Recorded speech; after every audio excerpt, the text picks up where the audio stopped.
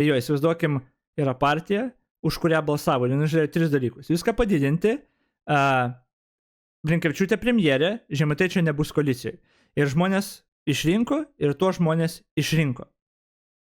Tada jie Žemaitaitį pasikviečia koaliciją, Blinkevičiūtės nėra premjeras. Bet jie tada, tarkim, mėgina didinti dalykus. Ar mes galim sakyti, kad čia jie vykdo rinkėjų valią? Ir vat iš visko, ką žadėjo socialdemokratai, kaip mes dabar galim pasakyti, kad žmonės, kurie balsavo už juos, balsavo vat būtent už šitos dalykus, ką jie dabar, pavyzdžiui, vykdo. Nes buvo daug pažadų ir labai daug, kur apsimelavo socdemai. Ar tai buvo, reiškia, nereikšmingi dalykai, o galbūt atmetus balsus, jeigu tų melų nebūtų, socdemai nebūtų net pusės balsų tiek surinkę. Tai mes net negalim sakyti, kad, jie dabar vykdo savo politiką, nes jie išrinkti ir, bet ne šitie dalykai galbūt buvo išrinkti.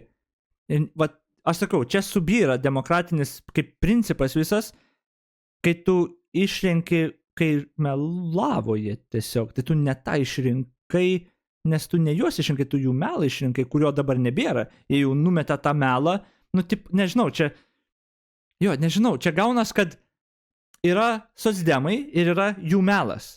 Tai yra kaip kaukė. Ir žmonės balsavo už tą kaukę. Bet jie tada numetė tą kaukę, jinai yra kaip atskira partija, tarkim. Ir tada socdemai ją pakeitė, tai tu ne už socdemus balsavai. Balsavom už kažką kitką.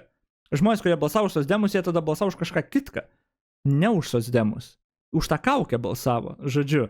O to dabar nebėra, nes jie numetė į šoną tą. Ir dabar socdemai kaip ir perversmą padarė, okupavę valdžią, jie daro savo, bet kas balsavo už tą jų darimą? Aš nežinau, kiek balsavo, kas balsavo. Galbūt 7%, galbūt 8%, galbūt šiam, galbūt 30%, o iš kur man žinot? Kai jie tiek dalykų primelavo ir Blinkevičiūtė ir viską, daug kas sako, kad jų reitingas kilo vien dėl Blinkevičiūtės, o jos net nėra. Tai kiek jie būtų balsų gavę, jeigu jie iš tikro būtų socdemai, o ne ta kaukė su melu?